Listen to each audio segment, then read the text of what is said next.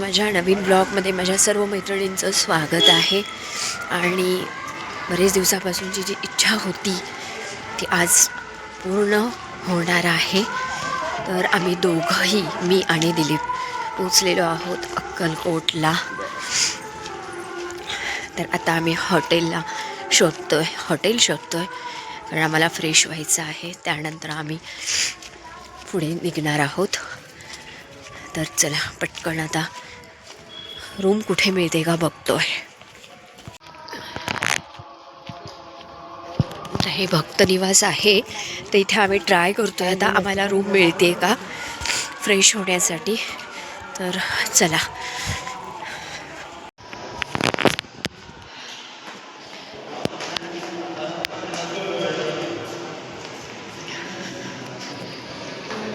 इथे रूम सगळ्या फुल आहेत.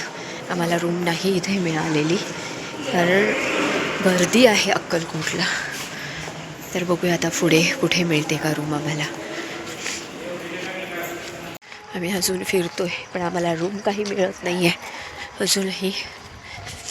सो आता पुढे बघतो आम्ही.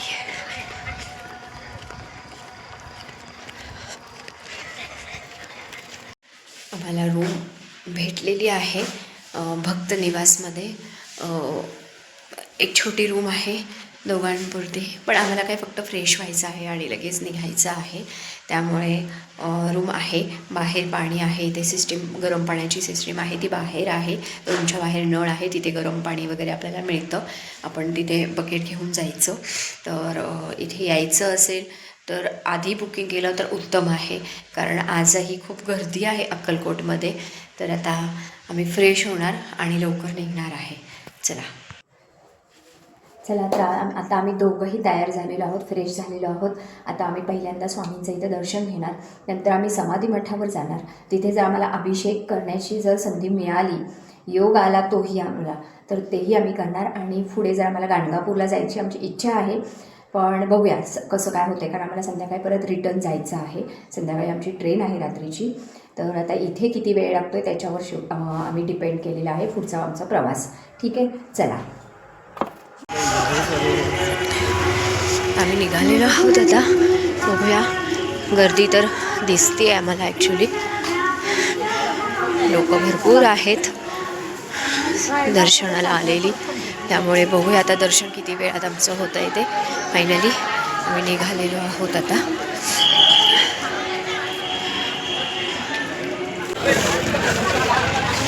आम्ही प्रवेश केलेला आहे.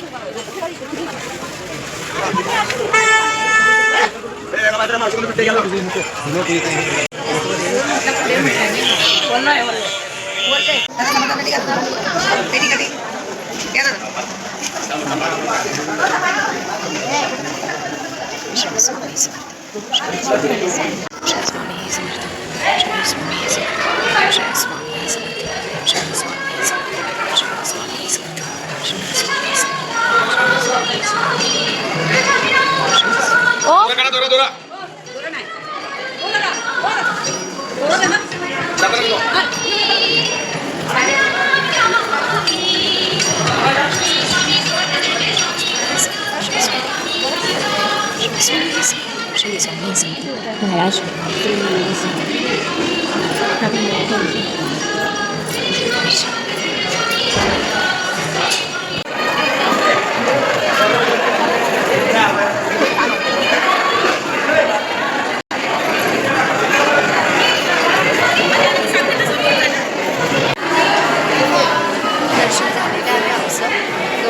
दर्शन झालेलं आहे छानपैकी.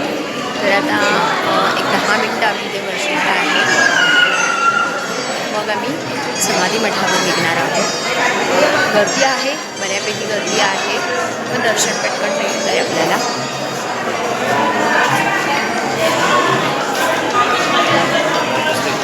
मी इथे चांगलं छानपैकी लावून घेतलेलं आहे. मी लावून नाही घेतलेलं, मी लावून घेतलेलं आहे. दर्शन दोघांचंही छान झालेलं आहे.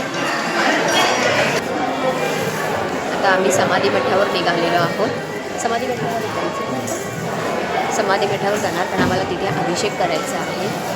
तिथं अभिषेक करायला मिळतो का बघूया तिथे कितपत गर्दी आहे ते, आणि मग तिथून आम्ही पुढे निघणार आहोत.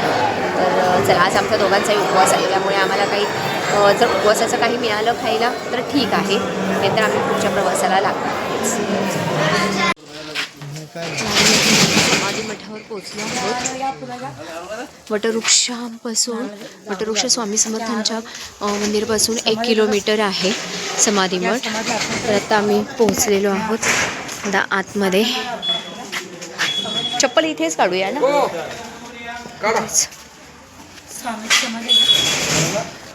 इथेच काढूया.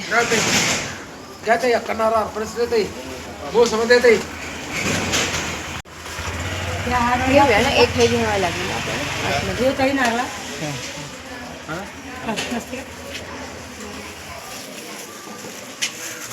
नारळ फुलं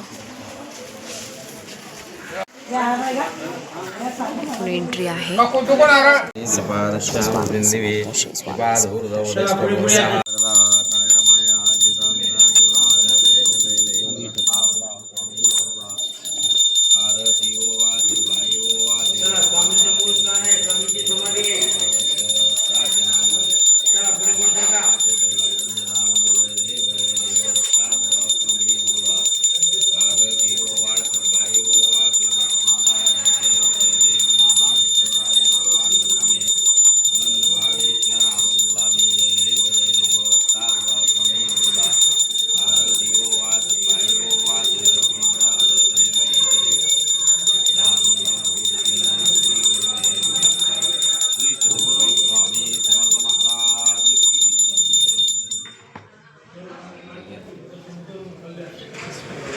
स्वामींचे मूळ स्थान आहे, स्वामींची समाधी आहे.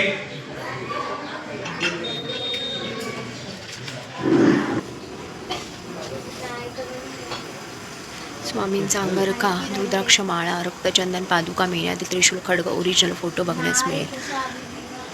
श्री स्वामी महाराजांचा हा वाडा आहे.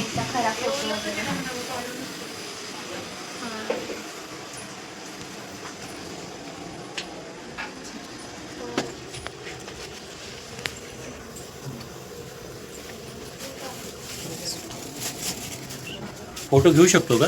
जायचंय का आतमध्ये, जाऊ का मी? फायनली आमचा छान अभिषेकही झालेला आहे. आता जोळाप्पा महाराजांचा वाडाही बघितला, इवन जी विहीर आहे तीही पाहिली. खूप छान दर्शन झालं, अभिषेकही उत्तम झाला, खूप सुंदर वाटलं. आता पुढे फायनल आता आम्ही आलेलो आहोत. उपवास आहे आमचा, तर काहीतरी खाण्यासाठी आम्ही आलेलो. पण गाणगापूरला जायचं आहे आता. तर आता पटकन आली आम्ही ते साबुदाणा वडा आहे तर खाऊन घेणार आणि मग पुढे गाणगापूरसाठी निघणार आहोत आम्ही. तर चला आता साबुदाणा वडा यायची वाट बघतोय आम्ही. म्हणजे आल्यावर पटकन खाऊन घेणार, चहा थोडासा घेणार आणि थंडी थोड्याफार प्रमाणात आहे. अगदी पण नाही आहे, पण थोडीशी थंडी आहे सोलापूरला. चला आता वडा साबुदाणा वडा आला की पटकन खाऊन घेणार.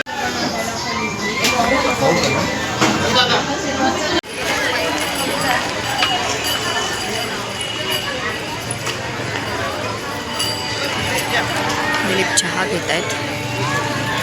मला चहा घ्यायचा होता पण ते चहा घेत आहेत. मला चहा आता मला मिळालेली गाडी गाणगापूरला जायला ओमनी. तर इथे ओमनी वगैरे असतात. तर एका माणसाचे ते 150 रुपीज घेतात. तर आणि जायला आपल्याला बरोबर 1.5 तास लागतो. तर आम्ही आता बसलेलो आहोत आणि निघालो आहे. तर बघूया खरी नक्की किती वेळ लागतो इथे.